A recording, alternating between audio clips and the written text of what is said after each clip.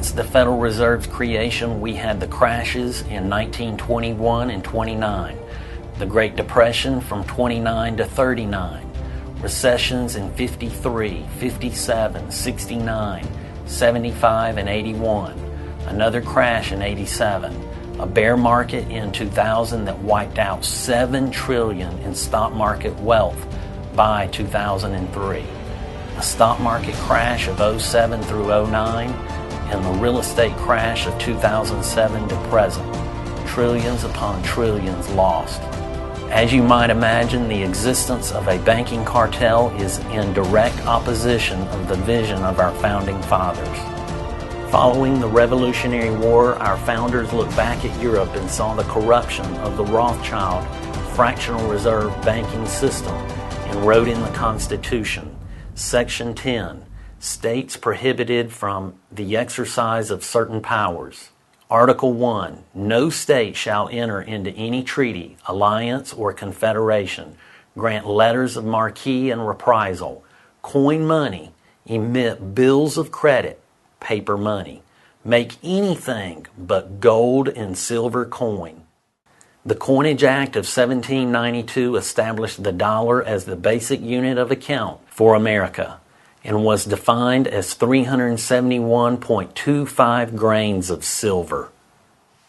As you've just seen and heard, our money is to be gold and silver coins only. Question: when constitutional money is in the hands of we the people, is it possible to have institutions that are considered too big to fail? Could the banking crisis of 07 through 09 have ever taken place? Of course not. Despite what the Constitution says, paper money was reintroduced, and initially it was backed by gold. At the top of this currency it said, "This certifies that there has been deposited in the Treasury of the United States of America," and at the bottom, $20 in gold coin, payable to the bearer on demand. In 1932 and years prior, one could take a $20 bill like the one shown on the prior page to any bank and they'd exchange it for a 1-ounce gold coin like what's shown below. Our currency has been debased to where this coin now costs in excess of $1,600. This is a devaluation in the purchasing power of our currency of 8,000%. When you were young, do you recall your grandparents saying a gallon of gas could be purchased for a dime? What would you say if I told you you can still do this today? That is, if you use a dime that was minted in 1964 and prior. You see, in 1964 and prior, our dimes and quarters were made out of silver. A dime represents 1/10 ounce of silver, and a quarter represents 1/4 ounce of silver. The current price of silver is right at $35, and a dime or 1/10 equals $3.50. When one exchanges a commodity for a commodity, there is no inflation. Currency devaluation equals inflation, and inflation is a hidden tax. Father of fractional reserve banking, give me the control of a nation's money, and I care not who make the laws. Mayor Amschel, Rothschild. Thomas Jefferson said, if the American people ever allow private banks to control the issuance of their currency, first by inflation and then by deflation, the banks and corporations that will grow up around them will deprive the people of all their property until their children wake up homeless on the continent their fathers conquered. And I believe that banking institutions are more dangerous to our liberties than standing armies.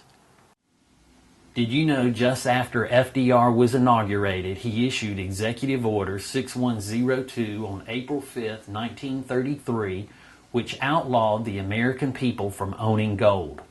We the people were required to turn in our gold by May 1st, 1933, or face 10 years in a federal prison and a $10,000 fine, which equated to $846,000 in today's dollars. And just as you suspected, he paid them a paltry $20.67 an ounce. The following is a copy of that order.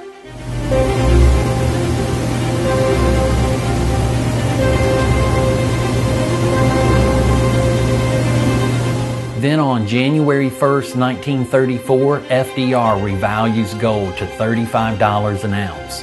This equates to a devaluation of 69% in just 7 months.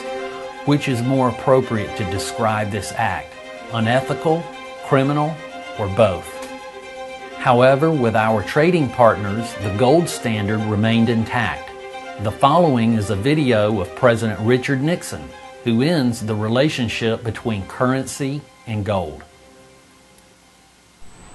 We must protect the position of the American dollar as a pillar of monetary stability around the world. In the past 7 years, there's been an average of one international monetary crisis every year. Now, who gains from these crises? Not the working man, not the investor, not the real producers of wealth. The gainers are the international money speculators. Because they thrive on crises, they help to create them. In recent weeks, the speculators have been waging an all-out war on the American dollar. The strength of a nation's currency is based on the strength of that nation's economy. And the American economy is by far the strongest in the world.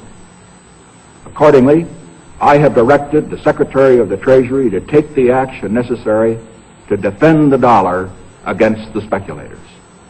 I have directed Secretary Connally to suspend temporarily the convertibility of the dollar into gold or other reserve assets, except in amounts and conditions determined to be in the interest of monetary stability and in the best interest of the United States. Now, what is this action, which is very technical, what does it mean for you? Let me lay to rest the bugaboo of what is called devaluation. If you want to buy a foreign car or take a trip abroad, market conditions may cause your dollar to buy slightly less. But if you are among the overwhelming majority of Americans who buy American-made products in America, your dollar will be worth just as much tomorrow as it is today. The effect of this action, in other words, will be to stabilize the dollar. Now, this action will not win us any friends among the international money traders. But our primary concern is with the American workers. As you just saw, Nixon claimed the reason for the run on the dollar was due to the speculators, which is an inaccurate statement. Do recall, prior to him taking office, we had the Vietnam War and LBJ's Great Society, also known as Guns and Butter. At that time, taxes were not raised to fund either. Instead, the Federal Reserve simply printed the money, just as they're doing today. Our trading partners observed what was taking place and as a result demanded to be paid in gold. It was at that point Nixon held the previous viewed speech, thereby closing the gold window, thus severing the relationship between currency and gold. In turn, the speculators were not who caused the run on the dollar, rather it was the reckless spending of our government.